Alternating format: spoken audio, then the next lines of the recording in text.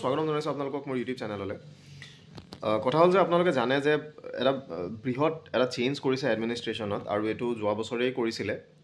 এই বস্তুটো ইম্পৰ্টেণ্ট এই কাৰণে, আপুনি চাকৰি কৰা হওক নকৰা হওক, আপুনি মানে চিভিলিয়ান হওক, আপোনালোক যোনেই হওক, এই বস্তুটো আপোনালোকৰ লাইফত ডাইৰেক্ট এফেক্ট কৰিব, কাৰণ এই বস্তুটোৰ লগত আপোনালোকৰ সকলো কাম কাজবিলাক জড়িত হৈ আছে।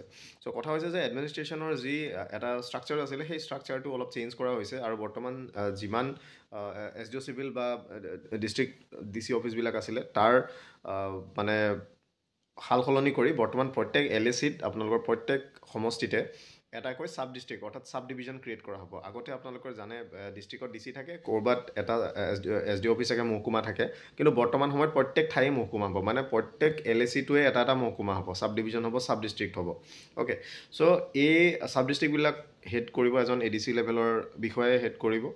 লগতে ৰেভিনিউ মেটাৰৰ কাৰণে এজন এছিষ্টেণ্ট কমিশ্যনাৰ থাকিব, অন্যান্য যিখিনি কাম থাকে সেইখিনিৰ ক্ষেত্ৰত এজন এছিষ্টেণ্ট কমিশ্যনাৰ থাকিব। চ' এইটো হৈছে জেনেৰেল ষ্ট্ৰাকচাৰটো। এতিয়া সেইখিনি এই বৰ্ষৰ পৰাই ষ্টাৰ্ট কৰাৰ কথা কৈছিলে, কিন্তু নতুনকৈ নটিফিকেশ্যন যিহেতু আহিছে, সেয়া আৰম্ভ হ'ব আপোনাৰ জুন মাহৰ পৰা।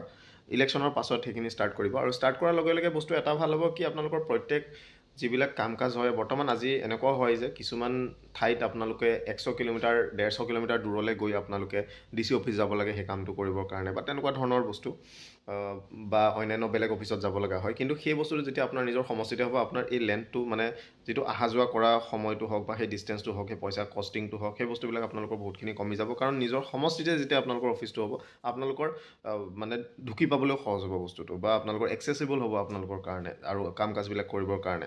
চ' কেইটামান ডিপাৰ্টমেণ্ট বাদ দি পেলাই আপোনালোকৰ সকলো বিভাগ, আপোনালোকৰ বিভাগৰ অফিচবিলাক আপোনালোকৰ এই ছাব ডিষ্ট্ৰিক্টবিলাকত ৰাখিব। চ' সেইটো কথা হ'ল যে এতিয়া যিবিলাক অফিচৰ ঘৰ আছে, কিবা আছে, সেইবিলাক আইডাৰ তেওঁলোকে ভাড়া ল'ব লাগিব বা বনাব লাগিব। চ' এইটোত অলপ টাইম পিৰিয়ড লাগিবই, কিন্তু তেওঁলোকে অপাৰেশ্যনেল কৰিবলৈ যিহেতু কৈছে, মষ্টলি সেইটো অপাৰেট কৰি যাব। চ' অৰ্ডাৰটো এবাৰ চাই লওঁ। এই নটিফিকেশ্যনখন ওলাইছিলে আপোনালোকৰ GAD ডিপাৰ্টমেণ্ট ফালৰ পৰা 22 তাৰিখে ওলাইছিলে, 22 জানুৱাৰীত। চ' ইয়াতে আপোনালোকে জানে যে যি ছাব ডিষ্ট্ৰিক্ট ক্ৰিয়েট হৈছিলে এজ পাৰ যি LACবিলাক আছে, আমাৰ লেজিছলেটিভ এছেম্বলিৰ যিবিলাক কনষ্টিটুৱেঞ্চি আছে, চব কনষ্টিটুৱেঞ্চিৰ অনুপাতে ছাব ডিষ্ট্ৰিক্টৰ তেওঁলোকে গঠন কৰিছে। বৰ্তমান সময়ত মই ইয়াৰ পূৰ্বতেও কৈছোঁ, আকৌ কৈছোঁ যে বৰ্তমান 3 টায়াৰ আমাৰ যি ছিষ্টেম আছে, DC, SDO চিভিল আৰু চাৰ্কল অফিচাৰ, অ'কে, 3টা ফেজত এডমিনিষ্ট্ৰেশ্যন চলি আছে। প্ৰেজেণ্টলি সেই বস্তুটো তেওঁলোকে ডাইভাৰ্চ কৰিব বিচাৰিছে, এজ ইন কি DC থাকিব, আৰু ছাব ডিষ্ট্ৰিক্ট যিবিলাক হ'ব, ছাব ডিষ্ট্ৰিক্টবিলাকত there won't be any SDO civil, but ADC অৰ্থাৎ ADC লেভেলৰ এজন মানুহে সেইটো ছাব ডিষ্ট্ৰিক্টটো হেড কৰিব, অৰ্থাৎ এডিশ্যনেল ডিষ্ট্ৰিক্ট কমিশ্যনাৰ। তাৰপিছত আপোনালোকৰ CO এজ ইন যেনেকৈ আছিলে তেনেকেই থাকিব। কিন্তু এই যি ছাব ডিষ্ট্ৰিক্টৰ বস্তুটো আছে, ছাব ডিষ্ট্ৰিক্টৰ বস্তুটোৰ কনচেপ্টটো মই আকৌ কৈ দিছোঁ যে প্ৰত্যেক ছাব ডিষ্ট্ৰিক্টত যিবিলাক অফিচ থাকে, excluding some of the offices like ধৰি লওক আপোনাৰ director of information and public relation, DIPR যিবিলাক অফিচ, তেনেকুৱা 2-4টা ডিপাৰ্টমেণ্ট বাদ দি বাকী সকলো ডিপাৰ্টমেণ্ট, সেয়া লাগে ৱাটাৰ ৰিচোৰ্চ হওক, PWD হওক, ইৰিগেশ্যন হওক, আপোনালোকৰ অন্যান্য যিবিলাক অফিচেছ আছে, সকলো অফিচ সেই ছাব ডিষ্ট্ৰিক্টটোতে থাকিব, আৰু মানুহে বাহিৰলৈ ক'তো যাব নালাগে। তেওঁলোকে উইদিন ডেট ছাব ডিভিজন তেওঁলোকে সেই ফেচিলিটিখিনি এভেইল কৰিব পাৰিব। চ' এইটো কোৱা হৈছিলে যে সোনকালে তেওঁলোকে ষ্টাৰ্ট কৰিব, কিন্তু সেইটো অলপ পিছুৱাই দিয়া হৈছে বৰ্তমান সময়ত। মিটিং ডেটেড 25/8/2023 যিখন কেবিনেট হৈছিলে, তাতে 79 অ'কে 79টা নতুন ছাব ডিষ্ট্ৰিক্ট ছাব ডিভিজন তেওঁলোকে গঠন কৰা হৈছিলে। নতুন নহয়, কিছুমান এক্সিষ্টিং আছিলে, প্ৰি এক্সিষ্টিং আছিলে, যাৰ এৰিয়া অলপ ডিমাৰ্কেট কৰা হৈছে এজ পাৰ তেওঁলোকৰ LAC হিচাপত। এৰিয়া অলপ কাৰোবাৰ বাঢ়িছে, কাৰোবাৰ কমিছে, তেনেকুৱা ধৰণৰ বস্তু। With the geographical limits coterminous with the boundaries of the corresponding legislative assembly constituencies vide notification number ইমান। অ'কে, চ' এইটো কনষ্টিটিউট কৰা হৈছিলে। Now it has been decided by the government of Assam in general administration department at the sub district or sub division. So' sub district হিচাপেও ক'ব পাৰে, sub division হিচাপেও ক'ব পাৰে, দুইটা ৱৰ্ড কোটাৰমিনাছ হয়। অ'কে, চ' দুইটা ইউজ কৰিব পাৰে। So' constituted shall come into effect after 1/6/2024। So' এই যিখিনি ছাব ডিষ্ট্ৰিক্ট বা ছাব ডিভিজন নতুনকৈ যিখিনি গঠন কৰিছিলে, সেইখিনি ইফেক্ট কেতিয়া হ'ব, কেতিয়াৰ পৰা গঠন কৰা হ'ব, সেইখিনি গঠন কৰা হ'ব আপোনালোকৰ 1/6/24, অৰ্থাৎ মানে অপাৰেশ্যনেল কৰা হ'ব আফটাৰ 1/6/2024, মানে ইলেকশ্যনৰ পাছত। অ'কে, ইলেকশ্যনৰ পাছতেই হ'বগৈ। অলৰেডি অফিচাৰ্ছ এল'কেট কৰা হ'ল ছাব ডিষ্ট্ৰিক্টবিলাকত, আৰু লগতে আপোনালোকৰ নেচেচাৰী কাম কাজবিলাক হেৰি কৰি আছে, কিন্তু ইফেক্ট হ'ব কেতিয়াৰ পৰা 1/6/24 পৰা কাম আৰম্ভ হ'ব, আৰু এইটো এপ্ৰুভ কৰা আছে।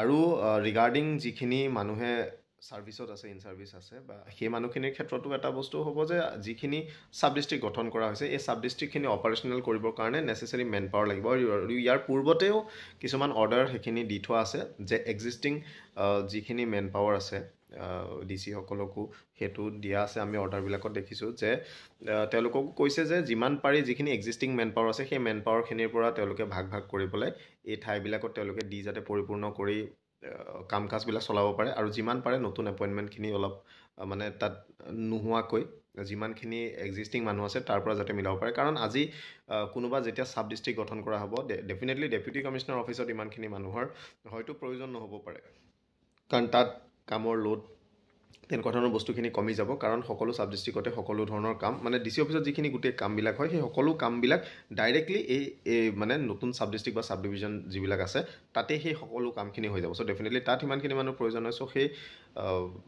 কামৰ লোড যিহেতু কমিব, মানুহ যদি ফ্ৰী হয় সেই মানুহখিনি ইয়াতে অপাৰেশ্যনেল কৰি পেলাই তেওঁলোকে মবিলাইজ কৰিবলৈ তেওঁলোকে কৈছে। চ' এনেকুৱা ধৰণৰ কথা। চ' অন্যান্য বিভাগৰো কিছুমান ডেপুটেশ্যন যিহেতু কৰা হয়, তেনেকুৱা ধৰণৰ মানুহো আনি পেলাই হয়তো নতুন ছাব ডিষ্ট্ৰিক্টত তেওঁলোকে দিব পাৰে। কিন্তু সেইটো not out of the district, inside the ডিষ্ট্ৰিক্টেই মষ্ট প্ৰবেবলি সেইখিনি হ'ব। মানে এখন ডিষ্ট্ৰিক্টৰ পৰা আন এখন ডিষ্ট্ৰিক্টৰ কথা মই কোৱা নাই, নিজৰ ডিষ্ট্ৰিক্টৰ ভিতৰতে। তেনেকুৱা ধৰণৰ।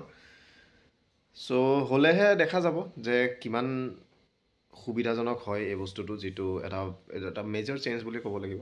ত' দেখা যাওক আৰু কি হয়। ত' বাকী আশা কৰিছোঁ আপোনালোকে পঢ়া শুনা কৰি আছে, আৰু যিসকলে APSC আবেদন কৰিছে, আবেদন চাগে বহুতে কৰিলে আৰু ভালদৰে দিয়ক।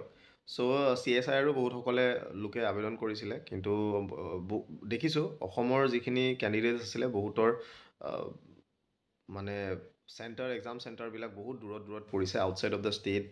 কাৰোবাৰ কাটাকত পৰিছে, কাৰোবাৰ কলকাতা, তেনেকৈ বহুত দূৰত পৰিছেগৈ। চ' এইটো চাই ল'ব আৰু কোনে কেনেকৈ পৰীক্ষা দিব পাৰে। ত' থেংক ইউ, নতুন ভিডিঅ' এটা লগ পাম।